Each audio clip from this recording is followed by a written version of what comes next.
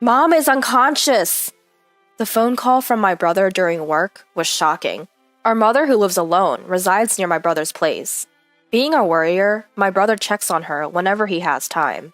Today, after finishing work, he stopped by our childhood home. He had called her before heading over, and she said she would prepare food for him. Yet, there was no response at the intercom, so he thought something was wrong and unlocked the door. He found our mother collapsed in the kitchen and quickly called an ambulance. My name is Susan. I'm 32 years old and work as a staff at an electronics store. Our father passed away from an illness about 5 years ago, leaving our mother living alone in our childhood home. I have been living alone because I often work overtime, and it's more convenient to be close to work. It's only about a 10-minute train ride to our childhood home, so I visit about once a month. Just recently, I saw our mother in good health at home. Despite that, I rushed to the hospital after hearing she had suddenly been taken there by ambulance. At the hospital, I met up with my brother, and when we entered our mother's room, the doctor soon came in and told us she had passed away. The cause was a heart attack. I was stunned, unable to accept the reality, but I couldn't dwell on my sadness. Unlike our father's illness-related death, I had never even considered the sudden loss of our mother, so there were many things to do for the funeral. By the time we finished the funeral, both my brother and I were exhausted. After that, we decided to split up and handle various procedures. First, we went to our childhood home to sort through our mother's belongings. As my brother and I were heading there, I spotted a cell phone store. Come to think of it, we need to cancel Mom's cell phone plan, right? I'll ask what we need to do. I could have called and asked later, but since it was on our way back, we decided to stop by. The cell phone store was busy when we arrived. On second thought, it was peak season. The store had a big promotion for student discounts, and none of the staff paid any attention to us. Did they think we had no business there because we weren't students? Slightly annoyed, my brother and I entered the store. I was approached by a staff who looked like an information staff, so I said, "I'd like to ask you about cancellation?" The female staff made a blatantly disgusted face. "You want to cancel? Please wait a moment." She seemed a bit younger than me, but her attitude was quite rude. I just wanted to ask about the required documents, but she was busy, so it couldn't be helped. My brother and I waited, and I noticed the same female staff member treating a parent and student with a bow and a smile. Sure, cancellations might not generate revenue, but we were longtime customers, so at least they could treat us fairly. My brother remarked that it was busy and started looking up information about bank cancellations on his smartphone. The other staff members were also busy, and the guide blatantly ignored us. I couldn't take it anymore and decided to speak to the female staff member again. "My mother passed away, so we want to cancel her plan. If you could just tell us the required documents, we'll gather them and come back. How soon can you help us with that?" Though I was upset, I'm a working adult too. I tried to convey my message as politely and concisely as possible. Then the female staff said, "The person themselves should come for the cancellation. Just bring a driver's license." I wanted to say, "Were you even listening?" But I held back. "So, my mother has passed away, and we want to cancel on her behalf." As I said that, the female staff furrowed her brow. "As I said, we can't cancel it without the person themselves." Frustrated, I snapped, "I told you, she's deceased." Then the female staff laughed and said, "Well then, bring her bones." She made a shooing gesture. There was no point in staying here any longer. Let's just go home for now. My brother seemed upset as well. I glared at her and left the store with my brother. I thought about talking back, but we were near our family home, and I didn't want to cause a scene in front of the neighbors, so I held back for now. A few days later, we went to the cell phone shop again. We didn't want to be charged for another month, so we wanted to cancel as soon as possible. Since I work at an electronics store, I asked a colleague in the mobile department to look into it and gather the necessary documents. Our electronics store couldn't handle the cancellation process, but if we take a death certificate to the shop, they would accept it. I sometimes see customers complaining about not being able to cancel at our store, and I finally understood how they felt. I never thought about the differences between mobile shops before. We were still in the process of cleaning up our family home, so I met up with my brother there, and we headed straight to the cell phone shop. We considered going to another shop, but it wasn't our fault, so why should we have to accommodate them? Plus, other shops were far away. We entered the shop, hoping that the female staff from before wouldn't be there. However, she was the one greeting customers again. She seemed to have forgotten about us, so when I said, "We were here before, and our mother passed away, so we came to cancel her cell phone," the female staff looked shocked as she looked at my face. "I brought the necessary documents, so please, proceed." As I said that, she put her hand on the earpiece she was wearing.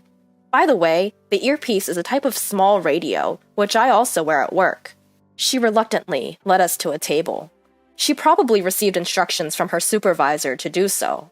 I wanted someone else to handle it, but we just wanted to get this over with and leave. As soon as I thought that, she sat down with a mocking smile. "I told you last time, right? We can't cancel without the person themselves. So where's your mother? Is she just invisible to me or something?" What's with that attitude? Just before I snapped, my brother held me back. I didn't understand why, but my brother calmly said, "We brought the person themselves," and placed a bag on the table. The female staff looked into the bag with a mocking expression. My brother silently opened the bag. Inside was the female staff didn't seem to know what it was, so she leaned in with a puzzled expression. My brother opened the lid and said, "These are her bones." The next moment, the female staff member said, "Phew!" and fell from the high chair she was sitting on.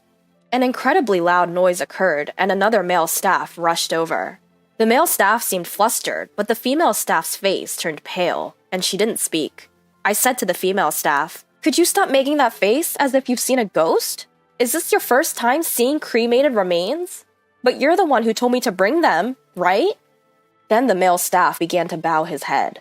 Apparently, he was the store manager. When I told the manager what I had been told earlier, he bowed his head again. As I spoke to the manager, the store became crowded.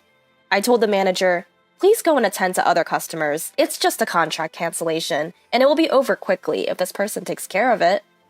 Although the manager seemed confused, he was called on his walkie-talkie and, in a strict tone, told the female staff to do her job properly before going to attend to other customers. I placed my mother's cell phone next to the opened, "So, I want to cancel this." When I said that, the female staff hurriedly said, "Please put the remains away quickly." But my brother spoke nonchalantly.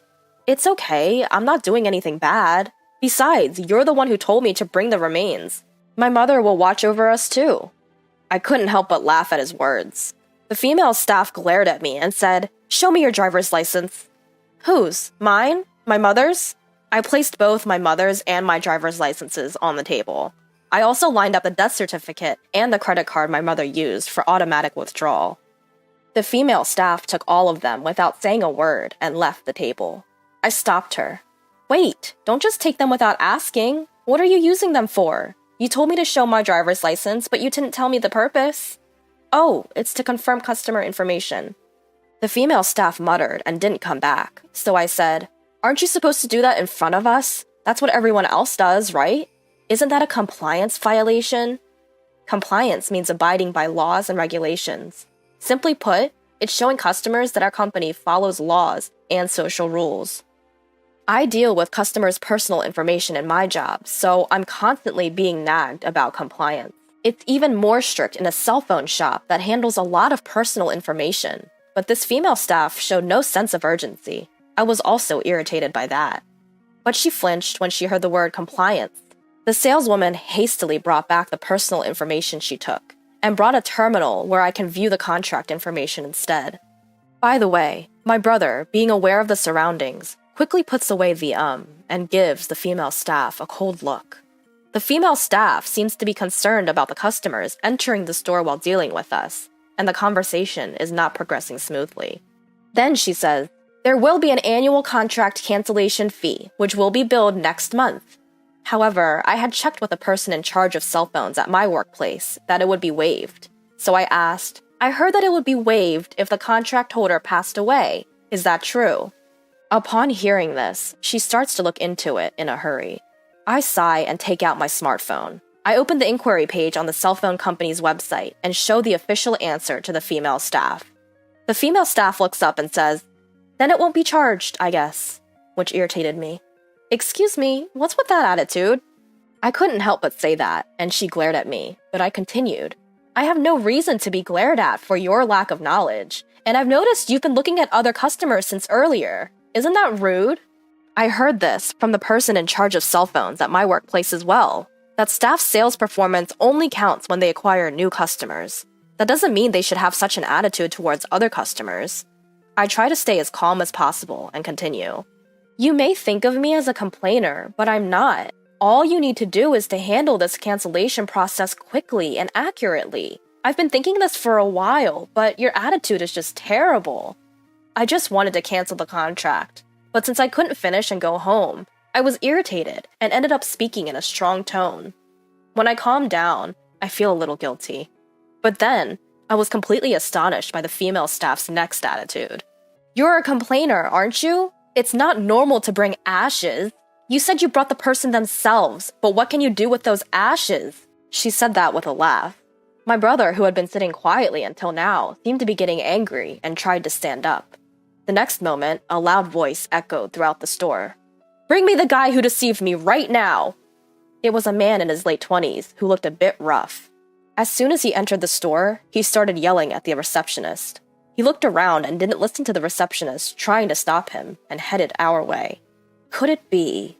As I thought, the man came close to our table and glared at the female staff, asking, How much longer will it take for you to finish with these customers? She turned pale and didn't say a word. I was a little curious, so I said, We just want to cancel our contract, but it's not progressing very well. However, if it's just a conversation, please go ahead. To my surprise, the man looked apologetic and declined my offer. But for some reason, my brother picked up his belongings and moved to the waiting sofa just behind us. When I looked at my brother's face, he seemed to be enjoying himself. I followed my brother's lead and caught the eye of a male customer. He nodded slightly and stood in front of a female staff. Just as I wondered what was about to happen, the male customer began speaking harshly to the saleswoman. The other salespeople were busy with customers, and the greeters seemed to be new and flustered, so nobody stepped in to stop the man. From what I could hear, he had signed a new contract a week ago and was angry because the content of the contract was different from what he had discussed, and he had been given many options without his consent. I had heard that such misunderstandings were common at our store's cell phone department, so at first I thought the male customer might be mistaken. But then the saleswoman said something outrageous. That kind of minimum fee doesn't help my performance. Since you signed the contract, can you stop complaining? I then remembered something. At our store, we have seen similar complaints, but to prepare for such trouble, we properly write down the contract details and hand them to the customers. Even if there's a complaint, that serves as evidence, and after explaining to the customer again, they usually calm down and accept that they misunderstood. But I don't know if it's just this store or this saleswoman, but there seem to be no such measures in place, and it seems that the saleswoman ignored the customer's wishes and acted on her own. Of course, he had every right to be angry. I was already surprised enough, but then the saleswoman suddenly got up as if remembering something. As we were taken aback, she quickly returned. She had a driver's license in her hand. I forgot to return this the other day. I'll give this back to you, so please just leave. It appeared to be the male customer's driver's license. The man was furious again at her unapologetic attitude. I was searching everywhere for it, thinking I had lost it somewhere. You should have contacted me when you realized. What's wrong with you? Is this staff insane? The store manager, who had just finished seeing off other customers, rushed over. He apologized profusely, but of course, it was not a problem that could be forgiven with an apology. The manager took the saleswoman to the back for a moment. Then, the male customer apologized to me, and as we engaged in a light conversation, he said, You seem to know a lot. Are you a cell phone person? I told him that I was a salesperson at an electronics store, and the male customer seemed satisfied with that answer. At first, I thought he looked tough and scary, but after talking to him, he was surprisingly normal and even apologized for surprising me earlier. My brother, hearing this, said to the man, No, I'm sorry my sister scared you. To which I glared at my brother, and the male customer burst out laughing. After a while, only the manager returned and apologized again. He told the male customer that they would like to verify the facts and take appropriate action after contacting him later. The male customer sighed, nodded to us, and left.